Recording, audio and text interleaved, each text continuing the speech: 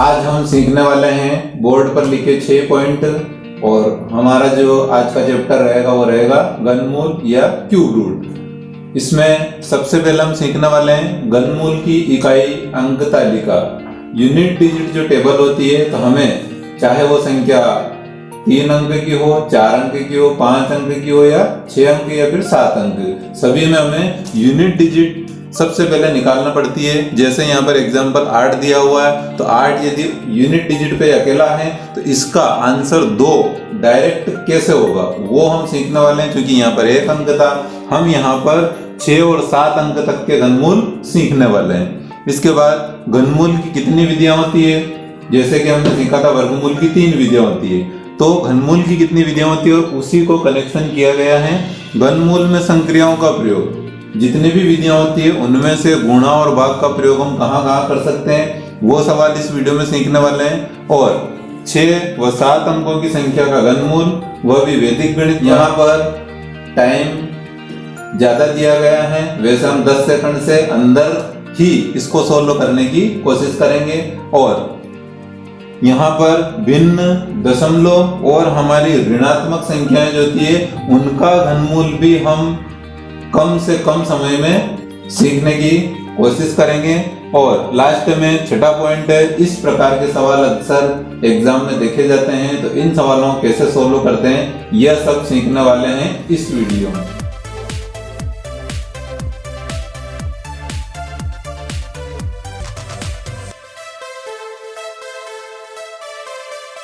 अब इसके बाद हम सीखने वाले हैं घनमूल की इकाई अंक तालिका।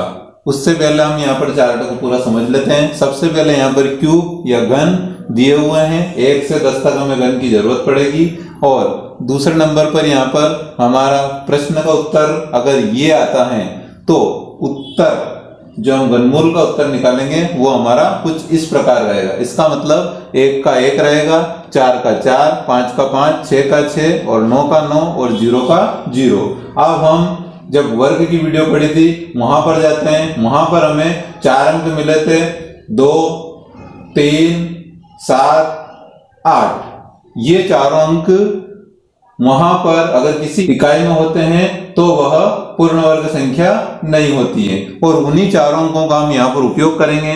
तो यहाँ पर 2, 3, 7 और 8 जो हैं ये चारों अंक यहाँ पर सेम डिजिट नहीं होकर के और यहाँ पर इनके परम मित्र अंक हमें रखे जाएंगे। परम मित्र अंक मतलब यदि 2 अंकों को आपस में जोड़े तो उनका योग 10 आता है। तो यहाँ पर 2 हैं तो 2 में क्या जोड़ेंगे कि 10 आएगा, तो यहाँ रहेगा 8, 3 तो यहाँ 7, यहाँ 7 दिए गए हैं तो 7 का 3 और 8 यहाँ दिए गए हैं तो 8 का रहेगा हमारा 2। इस प्रकार केवल हमें 4 अंकों का याद रखना है कि इनके उत्तर के अंक इकाई अंक की जगह परम मित्र अंक आएंगे, जिसको हम इस प्रकार सीख सकते हैं 2, 3, 7 और 8। यहाँ पर यदि 8 आता है तो हमें लिखना है 2, यदि यहाँ पर 7 आता है तो हमें लिखना है 3। इकाई अंक तालिका को सीखने के बाद हम यहाँ पर कुछ इंपॉर्टेंट बातें सीख लेते हैं। यहाँ से हम दहाई वाला अंक लेते हैं, पहली बात। दूसरी बात, यदि यहाँ पर कोई संख्या हमारी विषम है तो विषम संख्या का घन भी विषम रहेगा। जिस प्रकार 1 का घन 1 और 3 का घन 27, तो यहाँ पीछे वाले अंक को हम देखते हैं तो 7 हमारा विषम। और सम संख्या का घन यहाँ पर सम रहेगा। जैसे हम यहाँ पर देखते हैं 2 तो 8 और 4 का घन यदि हम देखेंगे तो यहाँ पर इकाई अंक पर हमें 4 प्राप्त होते हैं। अब यहाँ पर हम सीखते हैं कि जो वर्ग की टेबल हमने सीखी थी 1 से 10 और घन की जो टेबल है 1 से 10, इसमें अंतर क्या रहता है। तो पहला अंतर हमारा ये रहेगा कि यदि हमें यहाँ पर कोई संख्या ऋणात्मक दी जाती है और यदि -3 का वर्ग पूछा जाए तो ये हमारा प्लस में आएगा, अर्थात धनात्मक संख्या प्राप्त होगी। लेकिन यदि इसका घन पूछा जाए तो यहाँ पर 27 जो है हमारे माइनस के आएंगे। वर्ग के बीजांक इस प्रकार रहते हैं और घन के बीजांक इस प्रकार रहते हैं। बीजांक का मतलब होता है कि संख्याओं को आपस में जोड़ना। यहाँ पर बीजांक 1 है, 8 है और 7 और 2 9। मतलब हमें पता लग चुका है कि 1 8 और 9 ही घन के बीजांक होने वाले हैं, क्योंकि जब हम आगे जाएंगे यहाँ 6 4 10, 10 को आपस में जोड़ेंगे 1 0 बराबर 1। अगला देखते हैं हम 5 6 7 और 8, ये यहाँ पर 8 मिले हैं, और अगला 6 7 8 और 1 9, यहाँ वापिस ये रिपीट होता रहेगा। इसके बाद अब हम यहाँ पर दोनों तालिकाओं का उपयोग करके इकाई अंक और दहाई अंक दोनों का उपयोग करके और यहाँ पर दिए गए 10 सवाल को सोल्व करते हैं। तो पहला सवाल, सबसे पहले हमें यहाँ पर जोड़े बनाना है 1 2। 2 जोड़े बनाने का मतलब हुआ कि हमें इस सवाल का घनमूल 2 अंकों में प्राप्त होगा।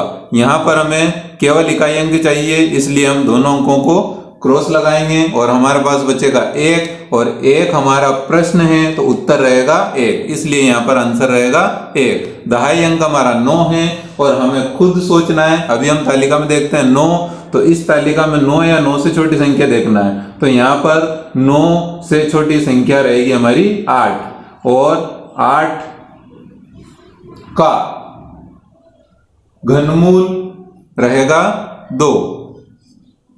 अगला सवाल हम देखते हैं, यहाँ पर 2 जोड़े बनाएंगे, दोनों अंक को काटेंगे, यहाँ पर 2 बचे हैं, 2 का घनमूल का इकाई अंक का उत्तर रहेगा हमारा 8, और हमारा सामने 21 दहाई अंक बचा है। तो दहाई जोड़े से हमें यहाँ पर देखना है कि 21 हमारा यहीं आता है और इसका आंसर रहता है हमारा 2, इसलिए यहाँ रहेगा 28।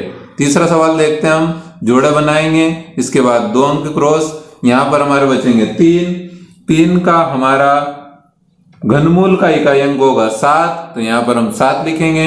19, तो 19 को देखने के लिए हमें यहाँ देखना है, तो ये 8 छोटा है 19 से, इसके आंसर रहेंगे 2।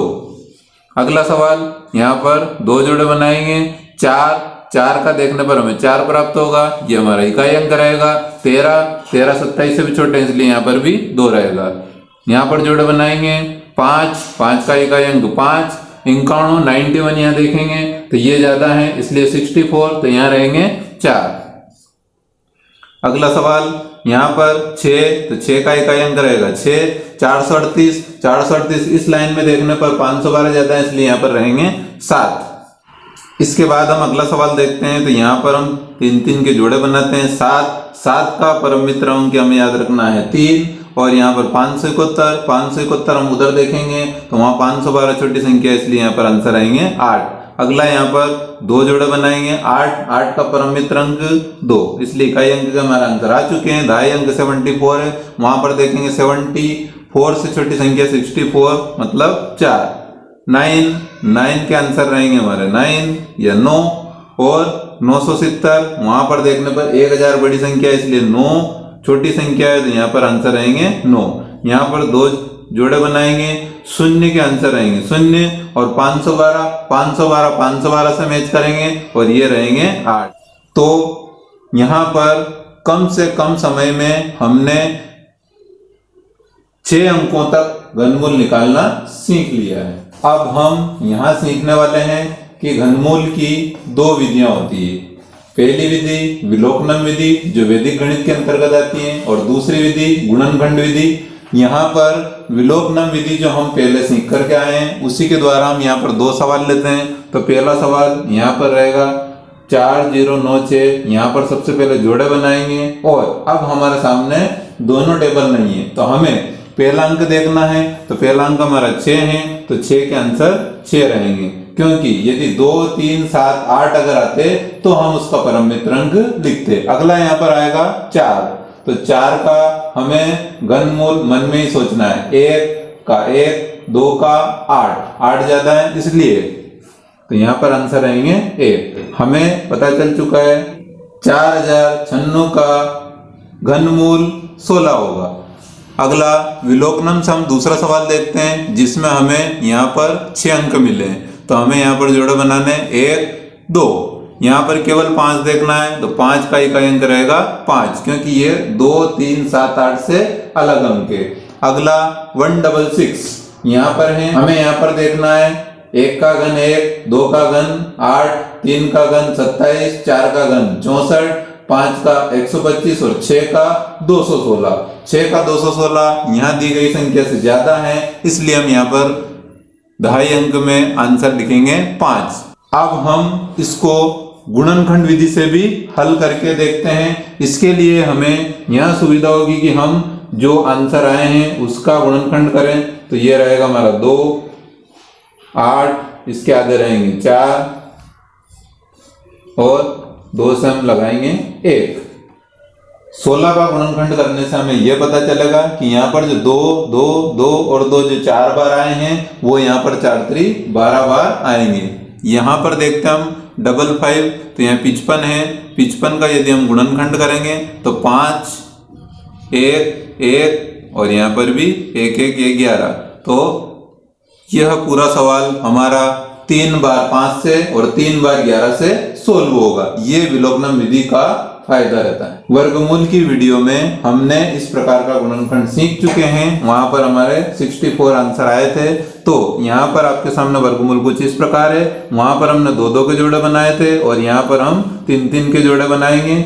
इस प्रकार हम देख सकते हैं कि यहाँ 4 बार हमारे 2 आए थे, तो यहाँ भी 4 जोड़े हमारे बने हैं। और यहाँ पर हमारे 5 और 11, तो 5 के 3 जोड़े और 11 के 3 जोड़े बनेंगे। और इस सवाल को लास्ट में इस प्रकार लिखा जाएगा 166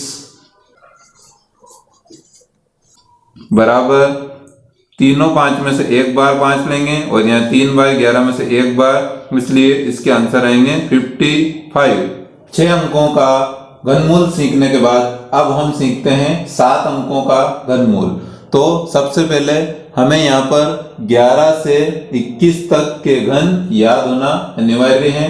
और उसके बाद हम यहाँ पर पहला सीखते हैं। तो यहाँ सबसे पहले हम जोड़े बनाएंगे 1, 2 और 3। हमें पीछे से 3-3 अंकों के जोड़े बनाने हैं। अब यहाँ पर हमें डायरेक्ट सवाल निकालना है, इसलिए हम केवल यहाँ पर 2 जोड़े में ही इसको रखेंगे। लेकिन हम 3-3 के यदि जोड़े बनाते हैं तो हमें इन पेयर्स से ये पता चलेगा कि हमारे जो आंसर है वो 3 अंकों में आने वाले हैं। लेकिन हम और फास्ट सीखते हैं, इसके लिए हमने यहाँ पर 2 पेयर बनाए। पहले पेयर में हमें सारे शून्य मिले हैं, इसलिए इकाई अंक हमारा रहेगा 0। और दूसरे पेयर में हमें मिले हैं 4 अंक 1000। 1000 हम यहाँ पर देख सकते हैं कि इससे छोटे और 10 का घन होता है, इसलिए यहाँ डायरेक्ट आंसर रहेगा हमारा 10। हम अगला सवाल सीखते हैं 125। तो ये हमारा एक पहला पेयर रहेगा और दूसरे पेयर में हम यहाँ पर 4 अंक रखते हैं। 5 का इकाई अंक 5 रहेगा, क्योंकि 2, 3, 7, 8 आने पर ही हम परम मित्र अंक का यूज करते हैं, अन्यथा वही अंक हमारा आंसर रहेगा। 1953। तो हमें यहाँ देखना है कि 1953 ये संख्या बड़ी, ये संख्या छोटी, इसलिए आंसर रहेंगे 12। इसके बाद हम देखते हैं अगली संख्या। तो यहाँ पर हमें इकाई अंक देखना है। इकाई अंक हमारा 2 है। 2, 3, 7, 8 होने पर हमें उसका परम मित्र अंक यहाँ पर लेना है। अगला नंबर हम देखते हैं 4 डिजिट 7762।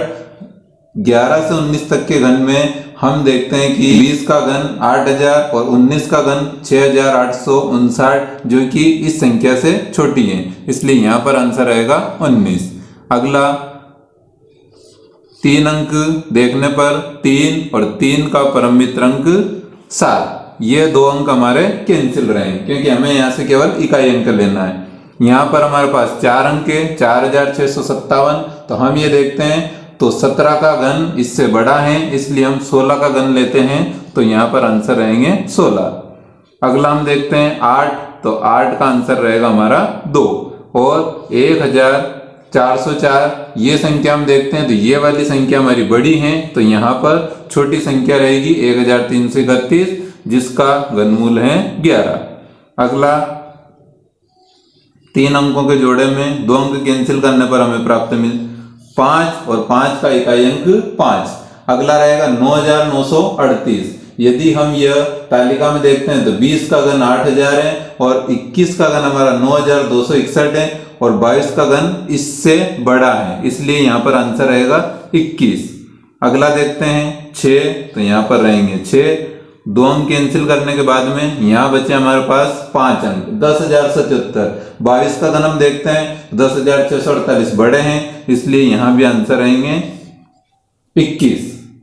इसके बाद हम यहाँ पर देखते हैं कि 7 अंकों का घनमूल की जो संख्या हमें प्राप्त हुई है 100 की, वो यहाँ पर सबसे छोटी है, और जो 215 हमें प्राप्त हुए हैं ये 7 अंकों का सबसे बड़ी संख्या है जिसका घनमूल हमें 215 प्राप्त होता है। इस प्रकार हम यह समझ सकते हैं कि यदि हमें 11 के घन से लगा करके 21 के घन तक याद हैं तो हम 7 अंकों की सबसे छोटी से लगाकर सबसे बड़ी संख्याओं तक के घनमूल बड़ी ही आसानी से निकाल सकते हैं। दिए गए सवाल के अनुसार हमसे पूछा गया है कि 200 में ऐसी कौन सी संख्या है जिसका गुणा किया जाए कि यह पूर्ण घन बन जाए। तो इसके लिए हम यहाँ पर 200 का गुणनखंड विधि से हल करेंगे। तो हमें यहाँ पर 100 और उसके बाद 50, 2 से हम भाग लगाएंगे तो यहाँ पर 25, 5 का भाग लगाएंगे 5 और यहाँ पर 1। अब चूंकि हम घनमूल निकाल रहे हैं इसलिए हमें यहाँ पर 3-3 के जोड़े या पेयर बनाना है। तो पहला पेयर बना है लेकिन दूसरा नहीं बना है। इसका मतलब सीधा सीधा यह है कि यहाँ पर 200 में जिस संख्या का पेयर नहीं बन रहा है उसका गुणा करने पर हमें प्राप्त संख्या पूर्ण घन रहेगी, इसलिए आंसर हमारा रहेंगे 5। यदि इसकी जगह सवाल हमारा 40 होता कि 40 में किस संख्या का गुणा किया जाए यह पूर्ण बन जाए, तो इसके लिए हमें गुणनखंड विधि से ही हल करना है। और यहाँ पर हम देखते हैं कि एक पेयर पूरा 3 का बना है और यहाँ पर 1 बार 5 है। हमें पेयर बनाने के लिए यहाँ पर 2 बार 5 और चाहिए, इसलिए यहाँ पर 40 गुणित 5 गुणित 5, 40 गुणित 25 बराबर 25 चौक 100, 1000। तो यहाँ पर आंसर रहेंगे 25 या फिर 5 गुणित 5। दिए गए प्रश्न के अनुसार यहाँ पर हम विधि द्वारा हल करते हैं। यहाँ पर हमें एक बात सीखना चाहिए कि जो वर्गमूल निकालते हैं उसकी 3 विधियां होती है, विलोपनम, गुणनखंड, भाग विधि। लेकिन घनमूल निकालने की केवल 2 विधियां होती है, जिसमें पहली विधि विलोपनम रहती है और दूसरी विधि गुणनखंड। गुणनखंड में हम केवल गुणा और भाग से रिलेटेड सवाल ही हल कर सकते हैं। तो यहाँ पर इस सवाल को हम यदि देखते हैं तो यहाँ पर 3-3 के पेयर बने हैं हमारे, 1, 2 और 3। यहाँ पर जो शेष बचा है 5, हमें उसी संख्या का भाग लगाना है। 8640 में भाग लगाने पर हमें यहाँ पर प्राप्त होंगे 1 या 3, 35, 1, 10 और यहाँ पर 4 तो 5, 1728 जो कि 12 का घन होता है। इसलिए हमें यह पूर्ण वर्ग संख्या प्राप्त हुई है 5 का भाग लगाने से। आंसर रहेंगे 5। अगला, यदि हम इसकी जगह 108 लेते तो हमें यहाँ पर सबसे पहले गुणनखंड विधि द्वारा इसको हल करना है। 2 से भाग लगाने पर अब हमारा अंतिम अंक 7 होने से यहाँ 2 की जगह हम 3 से भाग लगाएंगे। 3 9 27, 3 3 9 और 3 एकम 3। यहाँ हम देखते हैं कि 3 के पूरे पेयर बन चुके हैं लेकिन 2 के पूरा पेयर नहीं बना है। तो यहाँ पर 2 और 2 जो हमें दिखाई दे रहे हैं हमें उसी का यहाँ पर भाग लगाना पड़ेगा। इसलिए 108 में यदि हम 4 का भाग लगाएंगे तो हमारी स्थिति 27 पे पहुंचेगी। इसका मतलब हमें 3 का घन प्राप्त होगा।